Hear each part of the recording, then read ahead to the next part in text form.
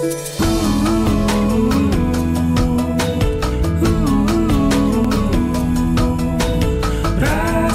TV untuk Islam yang satu.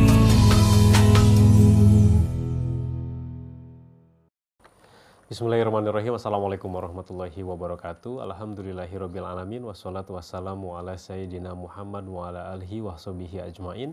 Rabbi zidni ilma, Allahumma anfa'ni bima 'allamtani wa 'allimni ma yanfa'uni warzuqni ilman yanfa'uni. Dipancarkan dari Jalan Masjid Silaturahim nomor 36 Kalimanggis, Cibubur, Bekasi, Radio Silaturahim dan juga Silaturahim Visual untuk Islam yang satu. Ikhwan akhwat yang dirahmati Allah SWT, semoga kabar Anda di malam hari ini dalam keadaan sehat walafiat. Senang sekali saya Angga Aminuddin ditemani Fajar Hidayat, ada juga Muhammad Fahri di meja operator dapat kembali menyapa Anda dimanapun Anda berada yang dapat menyimak siaran kami. Bagi Anda yang mendengarkan kami di daerah Batam dan sekitarnya melalui Radio Sela FM, daerah Sukabumi dan sekitarnya melalui Radio Latansa FM Semarang, Rasil Semarang, dan juga bagi Anda dimanapun yang dapat mengakses kami melalui streaming Radio Silaturahim yaitu di www.radiosilaturahim.com. Anda juga bisa menyaksikan siaran kami melalui Rasil Visual yaitu live streaming tampilan di YouTube. Jadi silakan Anda subscribe Rasil TV. Jadi setiap ada jadwal acara untuk siaran live, itu kami hadir di sana.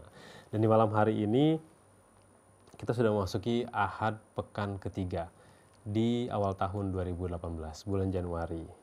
Dan acara Bincang Pendidikan kembali hadir bersama Bapak Munif Hatib.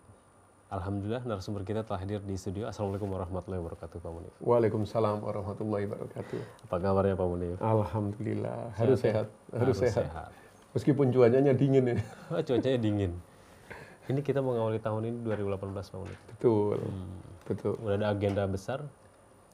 Ada beberapa. Ada beberapa. Iya, gitu. yang mungkin agenda cukup menguras tenaga nanti wisata edukasi. Oh. Saya kan setiap tahun mengadakan perjalanan itu sama teman-teman semua ini. Kadang-kadang pemilik sekolah, ada orang tua juga itu. Nah, kali ini kita ke Harvard University. Oh. Iya, sama kita. Aktivitasnya apa aja tuh Pak Munif? Kenapa? Aktivitasnya apa aja tuh di Harvard? Jadi kalau misalnya wisata pendidikan itu apa saja Iya. dilakukan oleh Pak Munif? Nah, kalau wisata yang bukan pendidikan kan kita jalan-jalan ke mall, kemana-mana gitu. Tapi kalau ini kita ke kampus gitu. Lalu kita touring di kampus itu, di Harvard. Lalu ketemu sama Profesor Dr. Howard Gardner, penemu teori multiple intelligences. Nah, beliau kan guru saya ini. Dan dari itu mbahnya multiple intelligences. Iya. Ya, itu. Sebelumnya udah pernah ketemu atau memang sekarang udah rencana? Jadi saya belajar sama beliau itu lewat distance learning sebetulnya. Iya. Jadi tatap muka langsung itu belum pernah. Nah, mudah-mudahan ini nanti 2018 ditakdir itu. Iya. Sudah direncanakan ya. Sudah direncanakan. Ketemu langsung mau diceritain nih bahwa di Indonesia nih ketemu sama murid-murid yang betul. Luar biasa kayaknya. Iya, berbeda pasti dengan yang di sana kan. Saya juga mau menjelaskan di kesempatan itu tentang multiple intelligences research. Jadi teorinya dari Gardner kita kembangkan kan di Indonesia itu. Betul. Nah, seperti itu. Terus yang kedua ini juga keren Mas Angga. Iya. Kita 1 hari pelatihan sama Ron Clark. Nah, Ron Clark itu kalau di Amerika sangat populer karena guru kemudian out of box gitu. Iya. Jadi sampai dia mendirikan Ron Clark Academy. Nah, saya pikir nanti oleh-olehnya keren lah bisa kita disiarkan itu. Nah, setelah itu baru yang wisatanya kita ke New York City Tour gitu. Ke Boston City Tour, terus ke Atlanta City Tour gitu. Tapi ada edukasinya di 2 titik ini. Ron sama Gardner.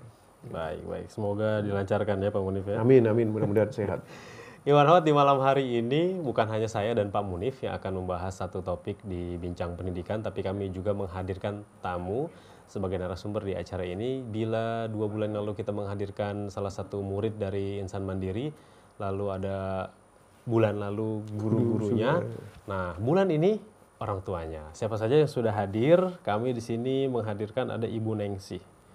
Ibu Nengsi, orang tua murid dari Muhammad Akila Bari Muda. Ini Muhammad Akila ini siswa SD kelas 4 SD SIS ya, Iya. Sekolah Insan Silaturahim. Mandiri. Maksudnya SIS itu Silaturahim Islamic School. Islamic School.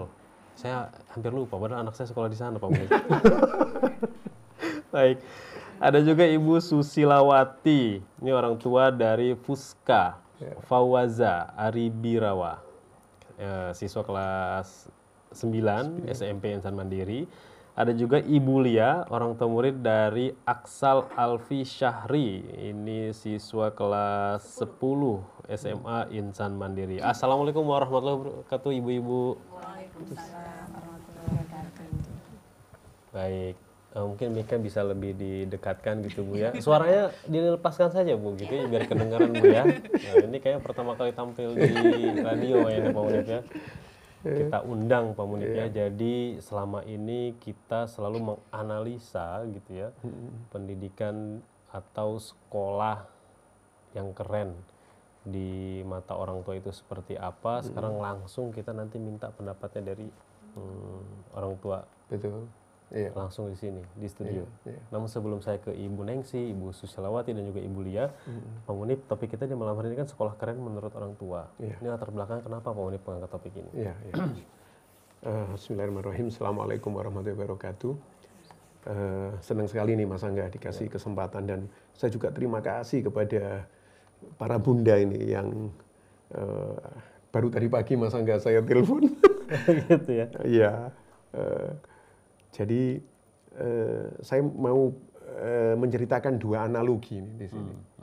Yang pertama adalah analogi ada seekor burung merpati gitu. Pasti punya dua sayap. Lalu burung merpati itu kalau digambar-gambar biasanya atau di film-film menggigit apa ya, kayak selendang yang ada bayinya gitu. Lalu terbang burung merpati ini sambil menggigit bayi itu sampai ke satu tujuan. Kalau boleh saya analogikan, bayi itu adalah anak-anak kita. Nah, itu. Lalu burung merpatinya ini adalah sekolah. Sekolah. Ada dua sayap Mas Angga. Sayap pertama adalah kepakannya ini adalah guru. Dan sayap yang kedua adalah kepakannya orang tua. Mas Angga bisa bayangkan kalau kepakannya tidak sinergi, atau satu berkepak, satunya tidak, maka sudah pasti burung ini tidak akan pernah sampai tujuannya membawa anak ini untuk sampai ke tujuannya. Itu. Jadi kepakannya harus benar-benar sama, seimbang sampai bisa terbang tinggi sesuai dengan tujuan. Nah, berarti orang tua adalah satu sisi dari sekolah yang sangat penting. Yang kedua, analoginya adalah anak kita, kan kita sepakat ini mendaki di abad 21. Susah sekali ini bukit yang mau atau gunung yang mau didaki sama anak kita. Dan gunung itu beda dengan gunung kita zaman dulu. Kalau gunung zaman kita kayaknya gunungnya biasa gitu. Tapi sekarang betapa banyak problem-problem kehidupan yang harus itu dilewati sama anak kita, dihadapi. Nggak boleh mundur. Berarti anak kita harus jadi pendaki. Anak kita harus sampai di puncak gunung menjadi seorang climber, menjadi seorang pendaki, tergantung apa nanti profesinya. Kalau dia dokter, ya udah, dia akan menancapkan bendera I'm a doctor. Tapi dokter yang profesional. Kalau dia seorang lawyer, dia akan menancapkan bendera I'm a lawyer, tapi lawyer secara profesional. Kalau dia seorang ustadz, dia juga akan menancapkan bendera saya adalah ustadz yang profesional. Nah, semuanya profesional. Karena itu, kalau kita sepakat anak kita akan mendaki, berarti kan harus punya dua kaki yang kuat, Mas. Iya. Nah, saya analogikan kaki pertama adalah guru di sekolahnya. Dan kaki yang kedua adalah orang tua di rumahnya. Nah, ini bisa dibayangkan kalau satunya pincang, maka sama saja dengan anak kita akan susah sekali untuk mencapai puncaknya itu. Karena itu, dalam satu tulisan saya mengatakan kalau ada sekolah, terus ada orang tua, ada murid, maka sebenarnya orang tua itu adalah satu pilar dari pondasi sekolah itu. Iya. Itu tidak boleh orang tua itu dikeluarkan dari pondasi pilar itu. Maka percaya sama saya, sekolah itu tidak akan running well, tidak akan jalan itu. Karena apalagi sekolah swasta dalam tanda kutip, maka orang tua itu harus benar-benar support, harus benar-benar mendukung itu, karena ikatannya adalah ikatan ada anaknya di situ, dan ini adalah institusi proses pembelajaran itu. Nah, selama ini kalau kita terima analogi ini dengan baik, kita setuju dengan analogi ini, selama ini masalahnya Mas Angga adalah selalu kita memunculkan sekolah yang baik itu pandangannya ke siapa? Siapa? Biasanya tuh kalau enggak penyelenggara sekolah, pandangan sekolah unggul menurut guru, menurut penyelenggara sekolah, menurut profesor ini, menurut profesor itu, menurut teori ini, menurut teori itu. Nah, menurut iklan, ya, betul kan? Itu. Nah, karena itu, insya Allah di malam ini kita bisa dapat tambah masukan ini. Bagaimana sih sekolah yang keren, sekolah yang baik dari kacamata para orang tua, pondasi-pondasi ini, Mas Angga. Mamanya kalau tadi menganalogikan bahwa seperti dua kaki gitu ya, orang tua dan guru. Ini supaya dua kaki ini selaras bagaimana? Jadi nggak kaki kanan dua-duanya, karena kalau kaki kanan dua-duanya kan nggak bisa jalan juga. Betul, betul. Jadi mana nih yang kaki kanan dan mana yang kaki kiri ya, supaya selaras gitu orang tua dan guru. Iya, jadi sebetulnya sederhana, Mas Angga. Itu. Semuanya bisa jadi kaki kanan salah satunya, atau bisa jadi kaki kiri satu-satu. Tapi yang jelas sebenarnya adalah bagaimana sih cara sekolah ini membuka kesempatan kepada orang tua untuk support, untuk mendukung. Itu. Orang tua ini kan sibuk, Mas Angga. Yeah. Sibuk sekali. Kadang-kadang gini, sudahlah Pak Munif, pokoknya tak titipkan anakku, sudah selesai. Saya tak kerja, nyari duit, nanti hasilnya untuk sekolahnya anakku. Itu. Sebenarnya tidak bisa seperti itu. Ya. Meskipun sekolah insan mandiri ini boarding, tapi tetap ada frekuensi ketemu sama orang tua. Nah, bagaimana supaya tidak keliru dan lain-lain? Sekolah itu membuka ruangan, Mas Angga. Bagaimana di ruangan itu kebuka untuk support orang tua. Yeah. Nah, ketika ruangan itu dibuka, kan ruangan itu ada batasnya. Nah, ada batas-batasnya. Maka disitulah orang tua benar-benar mensupport. Gitu. Kan itu beberapa program-program di sekolah ini itu kita selalu sharekan kepada orang tua dan lain-lain. Nah, yang sering banyak kaki kanan semua atau jadi kaki kiri semua adalah satu, sekolah tidak membuka ruangan, ditutup rapat. Banyak sekolah yang seperti itu. Nah, yang kedua, sudah dibuka ruangan tapi tidak ada batasannya. Ruangan itu ukuran berapa sampai berapa, sehingga orang tua masuk terus nggak tahu itu. Ya kan, kadang-kadang sampai dari penyelenggara, sudah Bu, sekolah kita ini masih defisit ini gitu. Karena sudah masuk itu. Nah, kalau kami di YPSC, di Insan Mandiri dan di Silaturahim Islamic School itu sudah sepakat, ini sekolah swasta, apalagi boarding. Sekolah boarding itu kayak membangun 3 sekolah, Mas Angga. Sekolahnya sendiri, hotelnya, dan restorannya. Bayangkan. Dahsyat kan? Tidak mungkin kita bisa kerja sendiri tanpa bantuan, dukungan, support dari orang tua. Nah, kita buka itu ruangannya, cuman supaya orang tua ini juga memahami batasanku ini sampai di mana, kan gitu. Maka kita kasih ukuran-ukuran ini. Nah, ini ukurannya segini-segini dan lain-lain. Seperti itu. Seperti contoh kadang-kadang teman-teman kepala sekolah kadang-kadang ada acara program ibu-ibu, terus kekurangan biaya langsung bilang sama saya, gimana ini kalau kita share ke orang tua? Biarin. Oh, itu saya sangat sebentar ini. Jangan apa-apa orang tua, jangan. Udah siap-siap bikin surat. Ya, itu. Ya. Tapi terkadang para orang tua ini datang sendiri, Mas Angga gitu. Apa yang bisa saya bantu? Ini. Nah, itu harus kita buka seperti itu. Jadi, bagaimana mengelola ini 2 kaki ini kan? Kalau Mas Angga tujuannya itu adalah ini untuk siapa sih? Itu sepakat untuk anak kita biasanya selesai. Itu. Tapi kalau tujuannya sudah bukan untuk anak kita, itu biasanya ribet, Mas Angga. Itu udah kayak orang tua ya. Suami istri ini buat siapa? Buat anak lah. Iya sudah kayak gitu. Bukan buat kamu, bukan buat aku, buat anak. Saya pernah membantu ini sekolah punya teman saya. yang mana, ribut sama komitinya sampai urusan pengadilan, bayangkan. Dahsyat ini, sampai urusan Ada ya Bang Munib pengadilan. ya? Ada. Sampai pengadilan? Iya, ada. Saya bilang, waduh ini, saya lihat, aduh, padahal akar masalahnya sebetulnya sepele, sepele sekali. Nah, mudah-mudahan di sekolah ini terjadi simbiosis mutualisme gitu. Amin, amin, amin. Nah, untuk anak-anak kita. Saya akan ke tamu kita nih, Iya, iya. para bunda.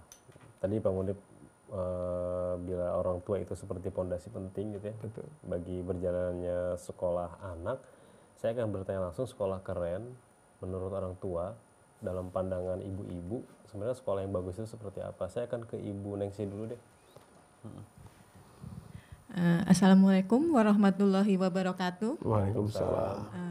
Waktu pertama kali mencari sekolah untuk Akila, itu saya wawancara kepala sekolahnya dulu.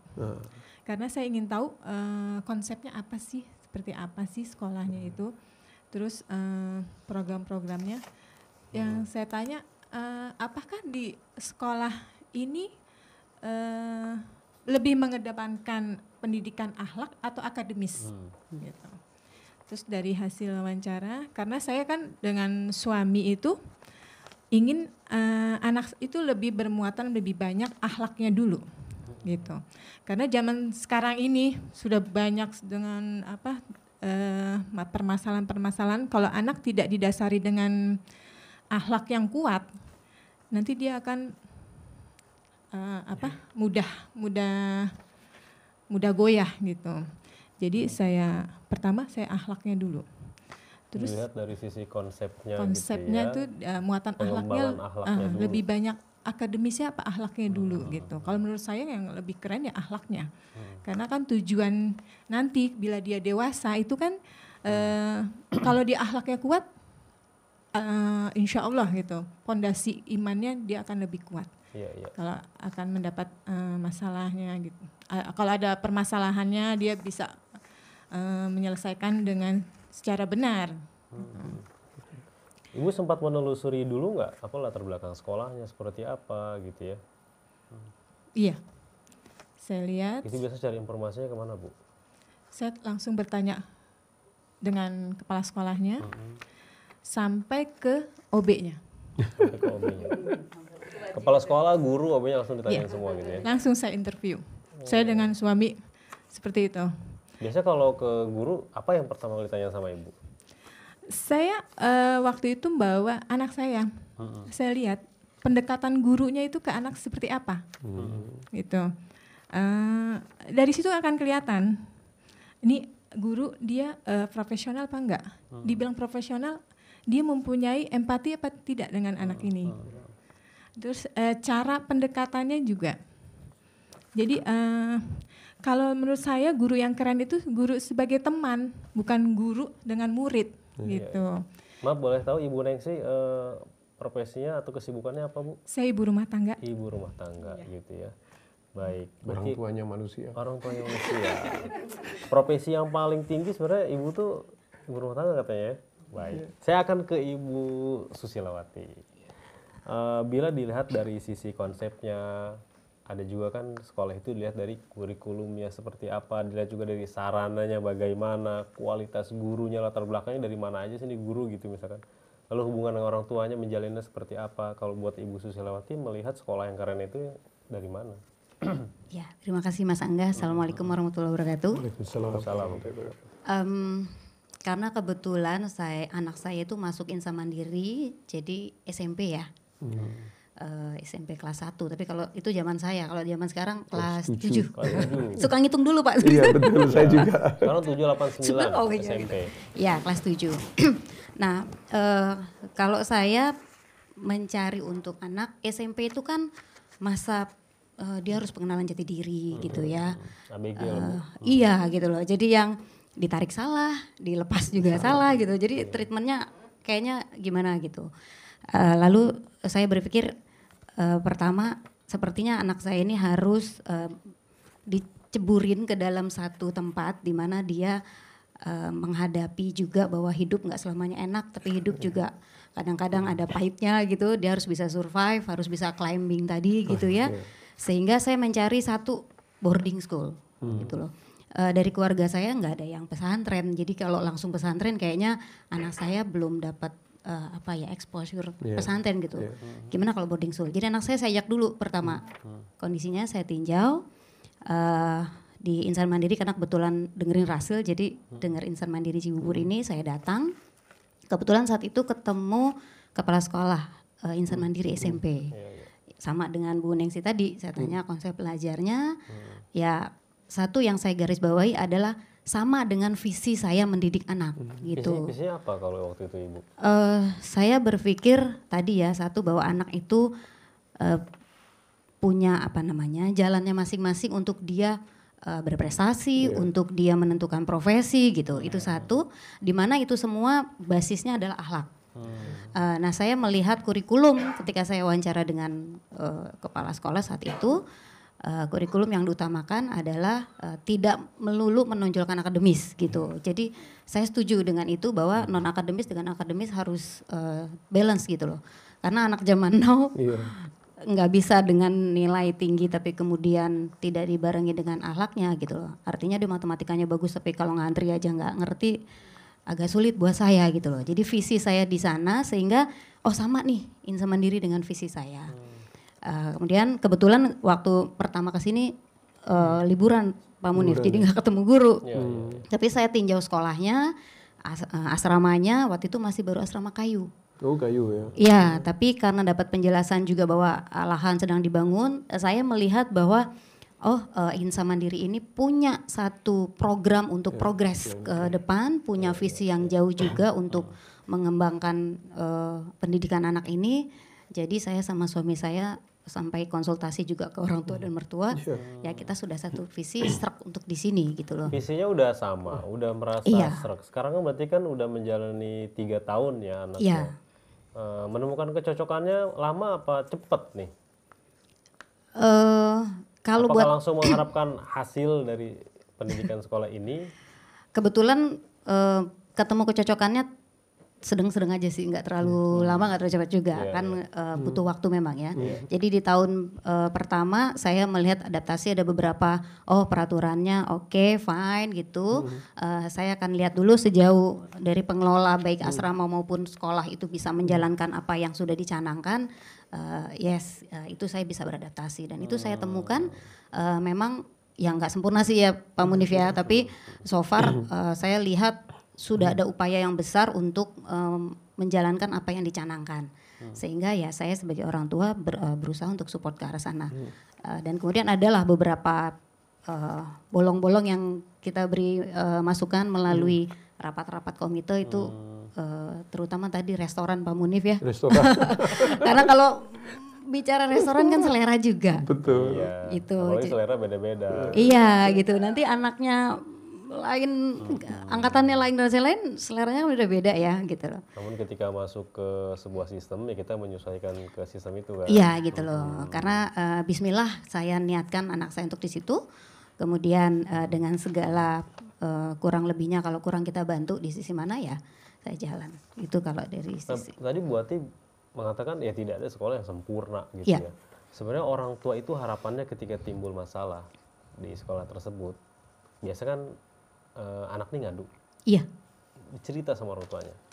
Bunda, di sekolah saya begini. Pasti ada satu sosok yang dipersalahkan sama anak itu. Bisa sosoknya, bisa sistemnya gitu ya. Bisa temennya, bisa tempatnya. Pertama kali sikap orang tua ketika menghadapi aduan anak, apa yang dilakukan? Kalau saya mencoba cross check dulu. Cross check. Itu tabayun. Iya, artinya walaupun itu anak, kita boleh percaya sama anak gitu ya, tapi kan influence tadi kita nggak tahu gitu loh. Jadi apa yang di blame tadi, apakah sistemnya atau orangnya, kita coba cross check dulu, tanya ke beberapa teman orang tua lain, ke komite, kita cross check juga ke sekolah gitu loh. Ketika sudah tahu akar masalahnya, ya kita sampaikan ke sekolah melalui komite gitu loh. Kita sampaikan beberapa masukan-masukan untuk menyelesaikan masalah yang tadi aduan anak-anak memang cukup berat. Selama ini komunikasi itu baik ya dengan pihak sekolah? Alhamdulillah, so far so good. Idealnya gitu ya, sekolah itu bisa mendidik anak dengan baik itu di mata Bu Buati apa? Saya sambil panggil Buati. Bu Susi awalnya. biasanya. Bu Susi ya? Oh saya panggil belakangnya. Bu Susi, Lawati, Bu Susi. Enggak apa-apa. Ideal lu pengen seperti apa gitu penanganan anak, komunikasi guru dan juga terhadap orang tua gitu? Sebetulnya gampang-gampang susah ya. Kalau bicara ideal yang namanya sama anak, kita kan sayang sama anak gitu ya. Kayaknya maunya ya sesuai dengan keinginan kita gitu. Tapi kadang-kadang saya juga mencoba melihat dari sisi lain bahwa nggak semua yang ingin saya, misalnya anak saya nggak boleh ya kalau makan tuh harus, anak saya susah makan Pak Munif. Jadi makan tuh harus ideal gini-gini, tapi nyatanya dengan dipaksa malah kemudian membawa dia tidak nyaman, jadi murung gitu, akhirnya ya sudah, toh manusiawi kalau merasa lapar dia akan makan. Gitu. Jadi kalau bicara itu ya tidak terlalu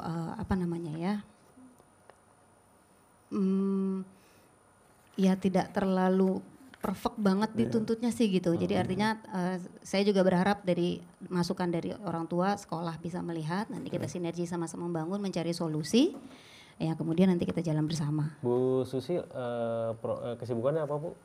Saya kebetulan mengajar. Mengajar juga? Iya. Wah, berarti ada 3 dimensi juga buat Bu Susi, jadi orang tua, jadi pengajar, jadi komite, banyak nih. Kebetulan karena mengajarnya di level mahasiswa, jadi beda ya? Saya melihat hasil dari yang SD, SMP, SMA gitu loh Pak Munif. Betul. Gitu. Ketika mereka yang menurut saya ahlaknya agak kurang tertanam di keluarga ada dasar, sulit sekali diarahkan ketika mereka menjadi mahasiswa. Baik, saya akan ke Ibu Lia selanjutnya. Ibu Lia ini orang tua dari Aksal Alfi Syahri, kelas 10 SMA Ihsan Mandiri. Dari mana asalnya Bu? Saya? Iya. Dari Subang. Oh, dari Subang. Kalau Ibu Lia sendiri profesinya apa Bu? Ibu rumah tangga. Apa? Ibu rumah tangga gitu ya. Orang tuanya manusia. Orang tuanya manusia. Nah, kalau latar belakangnya Ibu memasukkan anak Ibu ke SMA Ihsan Mandiri apa Bu? Karena saya pelajari kakaknya Aksal dulu. Dulu masuk sekolah ini. Terus juga saya juga kan backgroundnya dari pesantren. Hasilnya seperti apa? Terus kakaknya sekarang kan kuliah. Kakaknya kan kuliah. Saya pelajari nggak bisa. Jadi akhirnya saya memang masuk Ihsan Mandiri ini udah survei, udah kebetulan juga dapat referensi dari kepala sekolah anak saya waktu SMP. Ya alhamdulillah. Terus kita sempat ngobrol dengan Pak Arul. Pak Arul. Kebetulan saya agak kritis orangnya. Saya agak kritis karena ini anak laki-laki gitu kan. Saya tanya ini. Oke. Saya istikharah, akhirnya udah di Ihsan Mandiri. Kebetulan memang visinya, misinya kita udah klik. Base Quran. Iya, project Base Quran. Oke, itu yang utama. Yang kedua lebih mengedepankan perilaku. Sami'na wa ata'na sama orang tua. Itu ya, Masya Allah. Itu. Pasti Ibu ketika memasukkan anaknya ke SD, ke SMP, dan sekarang ke SMA, itu kan beda ya. Cara melihatnya, kalau SD ini harus begini buat anak saya, kalau SMP ini harus seperti ini, dan sekarang SMA pertama kali dimasukkan ke boarding. Sebelumnya SMP ya? SMP belum boarding. Belum boarding, jadi langsung pas di SMA langsung dimasukkan ke boarding. Saya kasih pemahaman dulu. Oh, pemahaman. Iya, makanya pertama apakah anak itu langsung setuju, apa tanya-tanya dulu atau dirayu dulu? Jujur, mau jujur. Ya, jujur dong. Jujur. Jadi saya sama anaknya dulu ya, belum sama bapaknya kan. Biasa bertiga nih, kata bapaknya jangan, kata anaknya. Itu gimana Bu? Papanya sebetulnya nggak tega. Oh kan, Papanya nggak tega, karena mungkin anak bungsu. Ya. Terus saya kasih pemahaman. Saya kasih pemahaman ini anak laki-laki. Dan kebetulan boardingnya itu khusus laki-laki. Akhirnya kita sama-sama, saya dengan suami survei langsung. Survei, lihat ya. Terus kita ngobrol dengan ustadznya, yaitu nanyanya agak kritis Iya. gitu. Sampai akhirnya suami bilang, oke Neng, Papa ngizinin Aksal di Insan Mandiri gitu. Survei ke sini pertama kali dilihat bangunannya gitu ya. Ketemu Nggak, sama gurunya. Ustadznya, kita ngobrol sama ketemu sama ustadznya dulu. terus kita setelah itu kita lihat kelas, Iya. terus asramanya, boardingnya. Alhamdulillah semua cocok. Jadi Cocok. gimana dong? Oh, semua cocok. Iya, iya. Baik. Karena memang kan kalau menurut saya pendidikan itu yang utama bukan dari nilai akademik, tapi punten, maaf ya Pak ya, Iya. gitu. Saya lebih ke perilaku. Iya.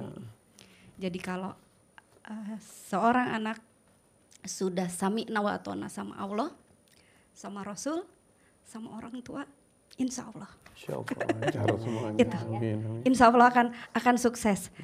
Jadi apa? Iya, Baik. karena itu Iya, saya iya. bilang ke anak saya, Mama bukan orang yang pintar. Karena Mama juga di kelas nggak ranking gitu, bukan gitu.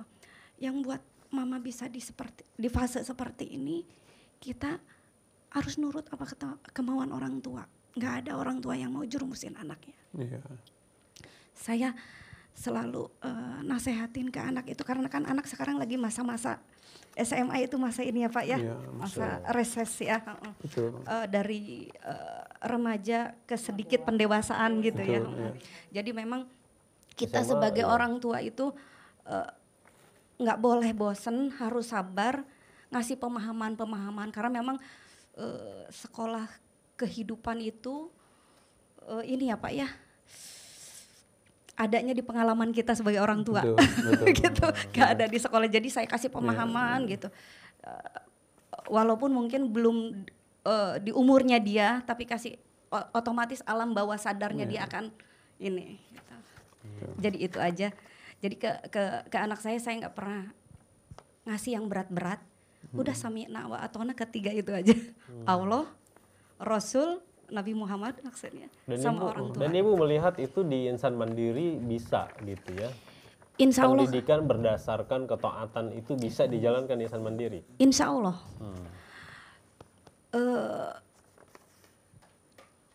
Aduh. Tidak bisa dikatakan dengan kata-kata ya. Mama. Iya. Saya hanya bisa melihat ekspresinya. Kayak kalau pendengar radio kan nggak kelihatan ekspresinya ya. Tapi kalau bagi Anda pengen lihat ekspresinya silakan lihat di Rasio TV. Iya. Nah, kalau ibu Nengsi Bu, karena sebelumnya sudah mengenal Rasil ya. Iya, Cukup lama ya. Cukup lama mengenal Rasil, mendengarkan Rasil. Iya. Saya sih dapat informasi juga bahwa para orang tua yang ketika ingin memasukkan anaknya itu ke sekolah Insan Mandiri, pertama kali adalah pasti diterpa isunya dulu. Isunya Rasil menimpa ke isunya sekolah. Dialami nggak sama ibu? Banget. Oh banget ya? Saya sebetulnya memang ada 2 anak ya. Yang pertama kan yang Akila dulu di SD. Iya. Itu kan angkatan pertama. Iya. Awal banget. Yang kelas Kelas 4. berarti ya? Iya. Sebelum masuk itu sudah kiri kanan tuh sudah ada yang ngasih tahu. Jangan. Ada bisikan-bisikan gitu ya? Iya. Bisikan-bisikan Ngapain? terlarang. Gitu, ngapain di situ gitu. Udah gitu angkatan pertama lagi. Nanti gimana ujiannya gitu. Tapi saya tetap fokus karena silaturahim itu dia mengedepankan akhlak. Jadi anak-anak tuh di situ kan ada pendidikan karakter. Iya. Karakternya pun nggak neko-neko. Maksudnya nggak kayak di sekolah lain yang berapa macam karakter. Iya, Itu cukup 4 karakternya Nabi Muhammad Sallallahu Alaihi Wasallam. Di situ langsung saya yakin. Oh, oke. Ada tablik, amanah, sidik, fatonah, cukup. Itu sudah mencakup semua karakter di situ. Dan sekarang bagaimana perkembangannya Bu ketika sudah 4 tahun sekolah? Alhamdulillah. Ada buktinya ya? Ada. Di sekolah, di tempat ngaji, Di sekolah, di rumah. di rumah itu kebanyakan anak-anak kalau dibangunkan sholat subuh itu susah. Anak saya tinggal colek kakinya aja abang bangun Nyoleknya sholat pakai apa, Bu? pakai pakai tangan Kayaknya coleknya pakai serum, Bu. Baru bangun. langsung gitu dong. Iya, Udah langsung bisa saya sholat, bangun ya? langsung bangun, ikut ayah ke masjid. Hmm. Karena saya mau pembiasaan anak-anak saya kan laki-laki tiga-tiganya. Jadi dia juga ada adiknya. Iya. Jadi saya ingin dia memberi contoh ke adiknya bahwa kalau laki-laki ya sholat di masjid, walaupun dalam keadaan apapun ngantuk apa tetap. Alhamdulillah, karena kan di silaturahim ada pembiasaan sholat berjamaah. Iya, iya. Akila itu kelas 2 SD sudah diwajibkan sholat Jumat. Kelas 2 SD. Di situ saya surprise banget ya. Oh, ternyata kalau di sekolah lain kan kelas-kelas awal ya, kelas 1, kelas 2 kan pulang lebih awal, sudah sampai rumah. Sekarang teman saya nanya, "Mana Akila kok belum pulang?" Enggak, kalau di sekolah di silaturahim dia sholat Jumat dulu diwajibkan. Bareng tuh sama kita, Bu. Sama Rasil bareng. Karena Iya. kalau dari SD susu digiring sama gurunya. Iya. Alhamdulillah. Jadi walaupun misalnya hari Jumat dia libur, misalnya sekolah tanggal merah libur di rumah karena sudah pembiasaan di sekolah, Iya. ya udah ikut datu sholat Jumat di masjid. Alhamdulillah. Baik. Luar biasa, Pak Munib. Ya, luar biasa. Tapi ini good news, Pak Munib. Bad newsnya belum saya tanya. Ini good news ya, Bu. Iya. Baru good newsnya gitu ya. Iya. Cuman saya berusaha nyatet. Iya. Good news-nya ini apa? Saya catat. Dicatat gitu ya. Iya. Ini pandangan orang tua.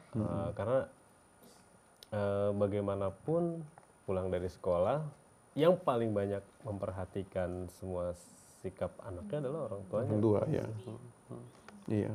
Bantuan paling utama bagi orang tua itu dari seorang guru apa selain memberikan informasi? Kan selama ini ya Bu, orang tua tanya ya kita kasih informasi. Apakah sebatas itu saja? Iya. Bantuan orang tua ya maksudnya. Bantuan kepada orang tuanya dari guru. Oh, dari guru kepada orang tua. Bukan hanya menjawab pertanyaan orang tua kan? Iya. Kasih informasi baru jawab. Iya. Tapi ada sesuatu yang guru tuh lebih respect, lebih aware juga ke orang Iya. tua. Kalau di sekolah kita itu, ketika saya mentraining guru, itu saya tidak lupa selalu bilang begini, coba cari discovering ability siswa-siswa kita, menjelajah kemampuan anak-anak kita meskipun sekecil debu. Itu biasanya ketemu ketika anak-anak itu kumpul sama teman-temannya. Itu ability-nya ketemu gitu, yang mungkin di rumah, karena tidak mungkin orang tua punya sampai 20 anak gitu. Sudah jarang sekarang. Iya. Sehingga interpersonal anak, hubungan anak dengan satu yang lain, terus ada guru, ada orang lain dan lain-lain. Itu subhanallah, anak-anak itu bisa kelihatan betul ability-nya. Nah, saya pesan sama teman-teman guru, catat si A, si B ability-nya ini dan itu sampaikan kepada orang tua. Itu. Yang mungkin orang tua tidak tahu sebelumnya. Itu. Terus yang kedua, kita selalu ya lewat sekolah ada quality time itu yang secara periodik gitu. Nah, terkadang kita membantu memberi informasi kepada orang tua tentang bagaimana sih sebenarnya pola asuh anak yang bagus itu. Sebetulnya pola asuhnya dari zaman Nabi Adam mungkin sampai sekarang itu sama. Pola asuh yang benar kepada anak. Cuman benar ini bagaimana? Benar ini dipengaruhi oleh zaman gitu loh. Zaman kita dulu harus mungkin berbeda pola asuhnya dengan sekarang gitu karena zamannya sudah berubah. Nah, kan ini karena itu ilmu pola asuh ini tidak pernah berhenti sepanjang zaman karena kalau zamannya berubah, pola asuhnya juga harus berubah itu. Nah, jadi itu. Ada yang penting Mas Angga yang saya catat ini tadi. Jadi terima kasih nih Bu Lia yang tiba-tiba memilih sebuah sekolah itu karena pengalaman dari kakaknya. Ini kan selektif kritis kan. Jadi ada contoh dulu. Kalau sekolahnya kayak begini-begini, nanti hasilnya begini-begini. Berarti kalau itu baik, it's okay. Tapi kalau itu tidak baik, nah jangan sampai kejadian lagi. Jangan sampai kejadian lagi. Nah, saya pikir ini buat para orang tua di seluruh Indonesia sangat penting ini. Bahwa comparing, membandingkan, nah itu penting sekali. Saya sendiri kalau nyari sekolah untuk anak saya bandingkan. Saya tidak mau satu sekolah, 2, 3. Bandingannya itu dengan sekolah-sekolah yang sudah pernah pengalaman-pengalaman tadi itu. Nah, terima kasih ini Bu Lia dan apa? Kita cukup apresiatif ya, mensupport ya kan itu Ananda, dan kita juga harus sama-sama kan harus sepakat jadi dua kaki ini untuk pendaki. Lalu Bu Ningsi, saya catat ini. Nah, ini biasanya kalau tidak semua orang tua yang menganggap konsep dari sekolah itu mengedepankan perilaku. Itu. Bu Susi tadi juga begitu. Ya, saya nggak ngerti apakah ini hanya kita saja bertiga sama Ibu Lia. Tapi sepengetahuan saya banyak melakukan parenting di beberapa sekolah-sekolah di luar sana.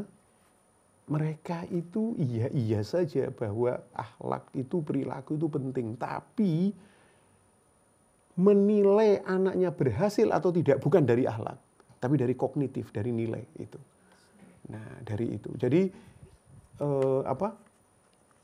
ketika kita kasih tahu, enggak Ibu, akhlak sudah, akhlak urusan saya.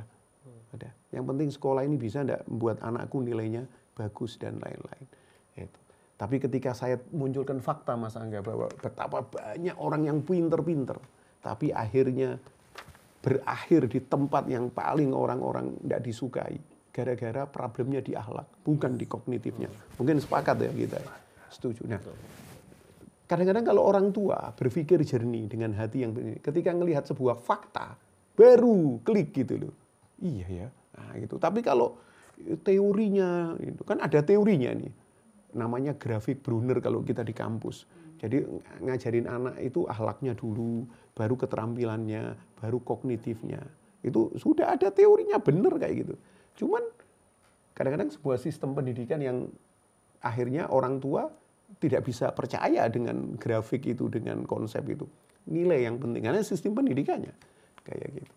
Nah, dan saya tadi catat, diferensiasi dari Bu Ningsi. Jadi kepingin anaknya itu masuk ke sekolah yang mana nanti anaknya ini benar-benar jadi, ya tergantung dari bakat, dan anaknya tidak bisa disamaratakan.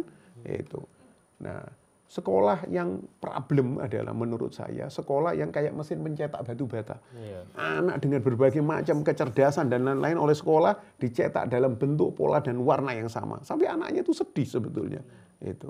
Nah, terima kasih. Kemudian yang saya catat lagi dari Ibu Susi adalah ini tentang ini apa yang tadi Ibu katakan bahwa ke depan memang yang harus jadi benteng anak kita adalah akhlak.